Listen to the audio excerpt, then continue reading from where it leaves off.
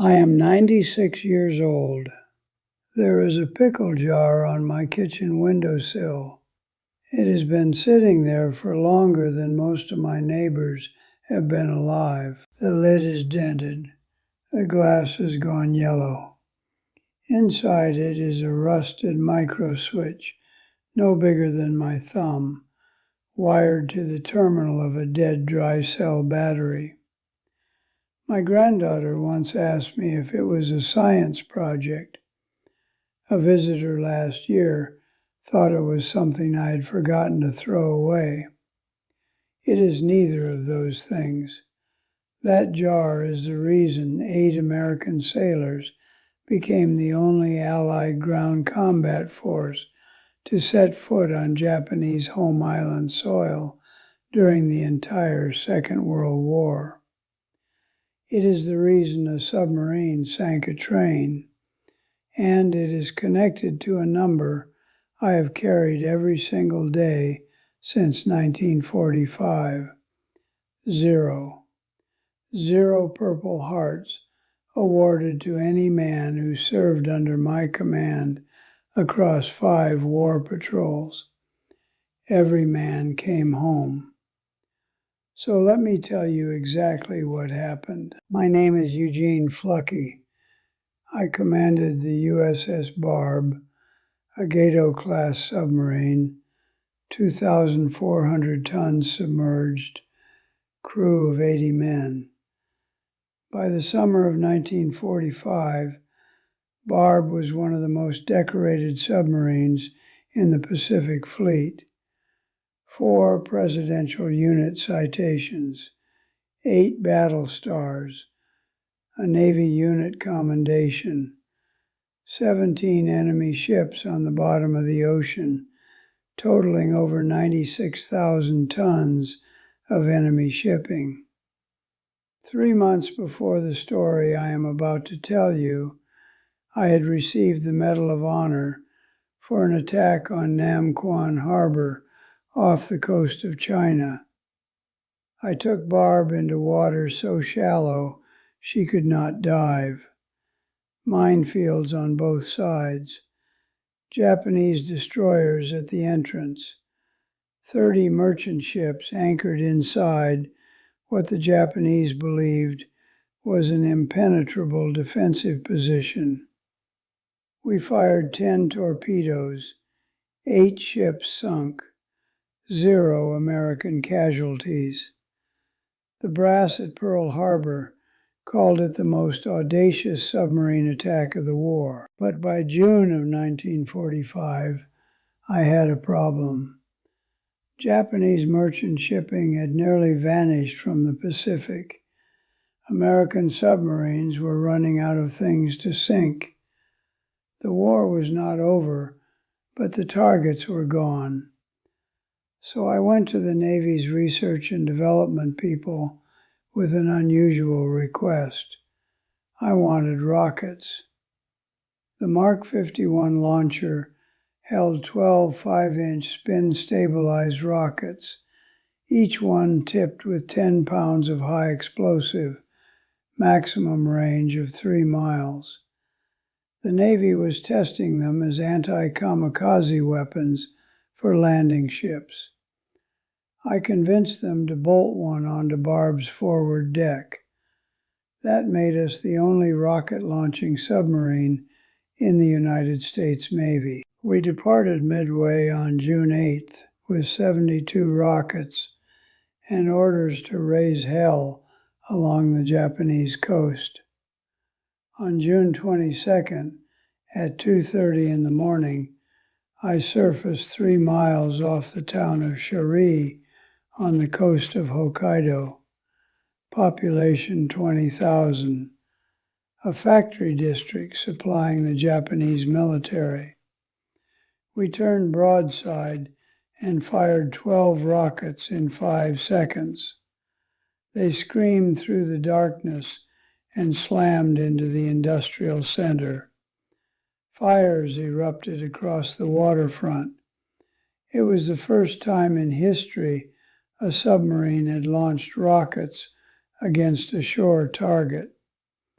Over the next 3 weeks, we fired 60 more at factory towns along Hokkaido and Karafuto.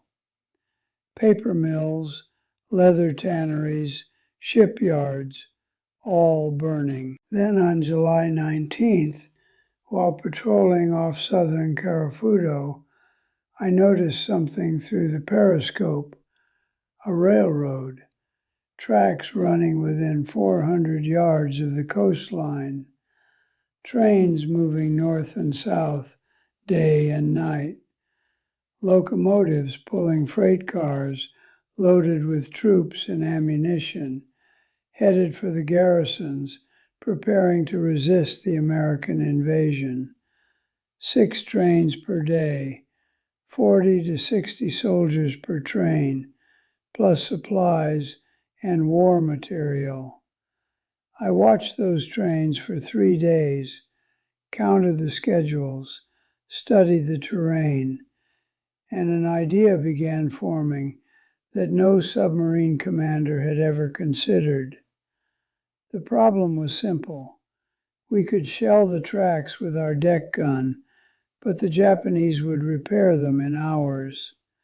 Torpedoes were useless on land. The rockets were not precise enough for a moving train. I needed a way to destroy a locomotive at full speed, with maximum disruption and maximum psychological impact. I needed something the enemy would never expect, something no submarine had ever attempted. And the answer came from a 20-year-old electrician's mate who remembered cracking walnuts on railroad tracks as a boy. Billy Hatfield sat in our forward torpedo room with Chief Gunner's mate Paul Saunders and stared at a 55-pound scuttling charge, the device designed to destroy Barb herself if we ever had to abandon ship to prevent capture. Hatfield had worked for the railroad before the war. He understood track construction, and he remembered the walnuts. Place something under the rail. The weight of a passing locomotive pushes the rail down a 1/4 inch. That 1/4 inch closes a circuit. The circuit detonates the charge. He built it in a day. A micro switch salvaged from submarine components, 3 dry cell batteries wired in series. The 55-pound charge packed with enough explosive to blow a 3-foot hole in a submarine's pressure hull. And the whole assembly fit inside a glass pickle jar for waterproofing. That is the jar on my windowsill, not the one they buried, the prototype, the test piece Hatfield built to prove the concept would work before he constructed the live device. Now came the hard part. Somebody had to go ashore on Japanese sovereign territory, cross 400 yards of enemy ground, dig a hole between the railroad ties, bury the device, arm it, and get back to the submarine before dawn. Getting caught meant execution. The Geneva Convention does not protect saboteurs operating behind enemy lines. Every man aboard Barb volunteered. 80 hands went up. I set criteria: unmarried men only. I refused to create widows.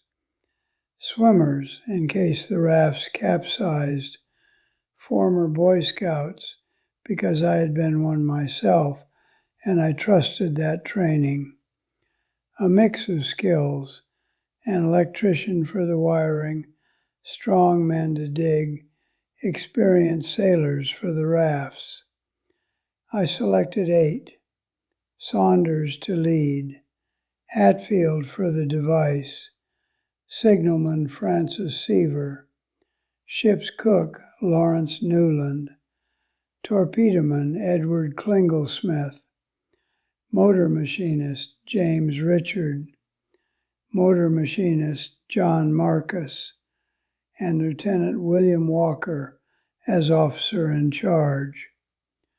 Our engineers cut steel plates from the engine room and welded them into improvised picks and shovels. The men packed raw steaks in case Japanese guard dogs found them. They packed survival gear for a 130-mile escape through mountain ranges toward Soviet territory if everything went wrong. We waited 4 days for cloud cover. Clear skies would have lit up the submarine and the rafts under the three-quarter moon. On the afternoon of July 22nd, cirrus clouds appeared on the horizon. By evening, stratus clouds were capping the mountain peaks. I made the decision we would go that night. At 2300, Barb began creeping toward the Karafuto coastline on electric motors. I brought her to within 950 yards of the shore. The depth gauge read 36 feet. If a Japanese patrol boat appeared, we would have 90 seconds to crash dive, and we would likely hit the bottom before fully submerging. I was betting everything on surprise and darkness. The rafts went over the side at 5 minutes past midnight on July 23, 1945. 8 men in dark clothing paddling toward an invisible shoreline. No lights, no sound except the dip of paddles and the whisper of rubber against water. 25 minutes to reach the beach. They dragged the rafts above the tide line. Newland and Richard stayed as guards. The other 6 moved inland. They were the first American combat troops to set foot on one of Japan's home islands. Every step was on enemy sovereign territory. They crossed high grass that hid uneven ground. A drainage ditch 3 feet deep with water at the bottom. A packed earth road with vehicle tracks. At 0050, they reached the railroad embankment, and before they could start digging, Sever grabbed Saunders' arm. A vibration in the rails. A train was coming. They dropped flat in the grass. Hatfield pulled the pickle jar tight against his chest. The locomotive passed within 15 feet of where they lay. No headlight, complete blackout. Steam hissing, wheels clacking, 15 freight cars. The ground shook beneath them. They waited 2 full minutes after the sound faded. Then they climbed onto the embankment and took positions. Klinglesmith went north 50 yards as a sentry. Sever went south. Walker watched the road. Saunders, Hatfield, and Marcus began digging.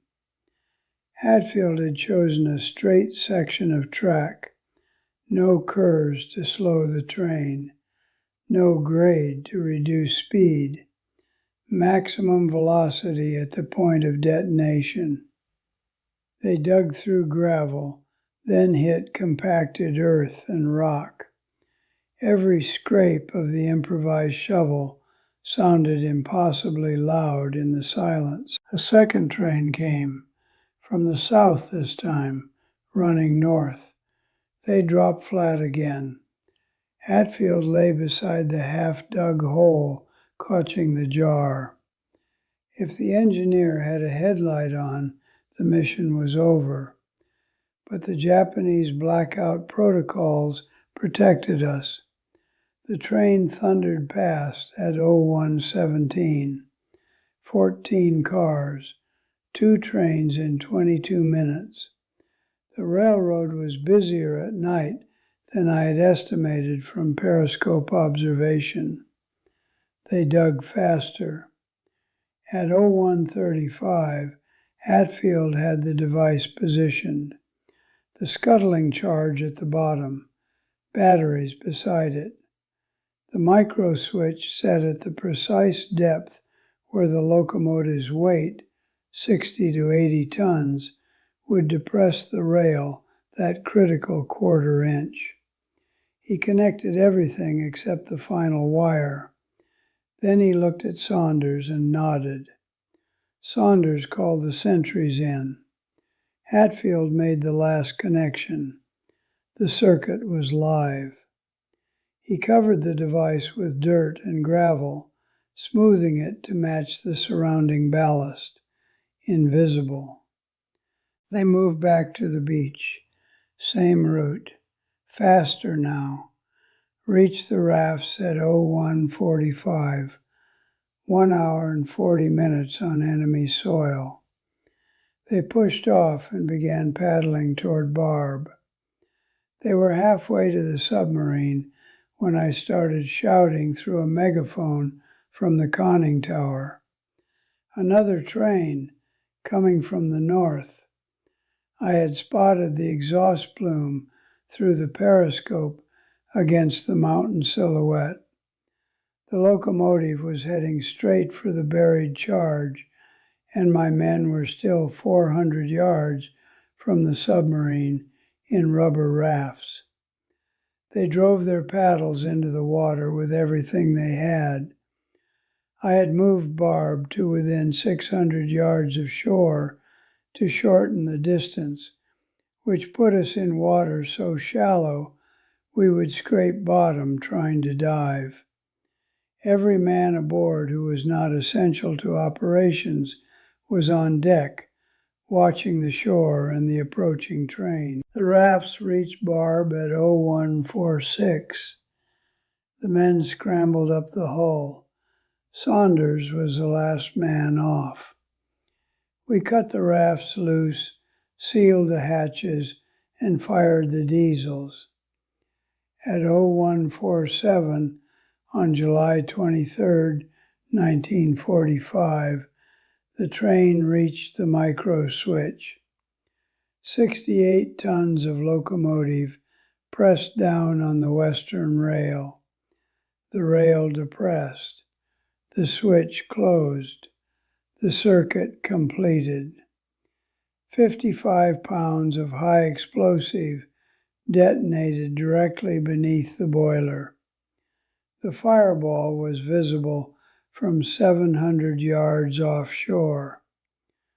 The boiler ruptured instantly, adding superheated steam to the blast. Metal fragments shot 200 feet into the air. The locomotive disintegrated. Boiler split into 3 sections. Drive wheels separated from the chassis. Smokestack and cab cartwheeled down the embankment toward the beach. 16 freight cars piled into the wreckage at full speed. Ammunition in several cars cooked off, adding secondary explosions. The sound reached us as rolling thunder off the coastal mountains. I ordered every non-essential man topside to see what they had accomplished. Searchlights started sweeping the water from 3 coastal positions. We ran at 150% engine overload, making 23 knots toward deeper water, our wake glowing phosphorescent behind us. At 0200, we crossed 60 feet of depth, and I gave the order to dive. The searchlights swept the surface above us. We were invisible. 6 hours submerged. When I raised the periscope at dawn, smoke was still rising from the embankment. We spent 4 more days attacking coastal targets. A radio station shelled with the deck gun. A shipyard destroyed. A final 12 rocket salvo at a military garrison on Callao Island. Then we turned for Midway. Barb arrived on August 2nd, 1945. The crew stood on deck in dress uniforms, holding the submarine's battle flag. 17 ship patches, rocket and gun symbols, 6 Navy crosses, 23 silver stars, 23 bronze stars, my Medal of Honor ribbon at the top, and at the bottom a new symbol, a Japanese locomotive. The only submarine in history to display that on her battle colors. Admiral Nimitz came personally to greet us. 6 days later, the atomic bomb fell on Hiroshima. 9 days after that, Japan surrendered. The war ended before Barb could sail again. After the war, they decommissioned Barb, loaned her to the Italian Navy. They renamed her Enrico Tazzoli. In 1972, the Italians sold her for scrap, approximately $100,000, the cost of a modest house. If we had known, the crew would have pooled our money to buy her back and make her a museum ship. By the time anyone realized, she was already being cut apart in an Italian scrapyard. Only the battle flag survived. It hangs in the Submarine Force Library and Museum in Groton, Connecticut. You can see it today behind glass. Visitors look at the locomotive symbol at the bottom and they ask what it means. When they hear the answer, they understand. I stayed in the Navy, aide to Secretary Forrestal, aide to Admiral Nimitz, Rear Admiral, Commander of the Pacific Submarine Force, Director of Naval Intelligence, 37 years of service. After retirement, my wife Marjorie and I opened an orphanage in Portugal. We ran it for 8 years. We gave homes to children who had lost everything. Marjorie died in 1979. I kept working. The men who went ashore that night went back to ordinary lives. Hatfield returned to the railroad. Saunders went back to civilian work. The others married, raised families, held regular jobs. They never sought publicity. The mission was classified for years, and even after it was declassified, they stayed quiet. When people asked, they said they had been doing their jobs. But here is what I want you, whoever is listening, to understand. The most dangerous thing inside that pickle jar was never the explosive. It was the idea.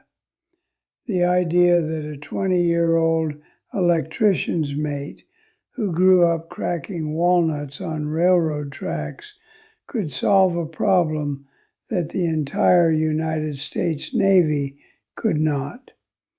The idea that 8 ordinary men, a cook, a signalman, a torpedoman, a couple of machinists, could accomplish what no Marine division, no Army regiment, no paratrooper battalion achieved during the entire Pacific War.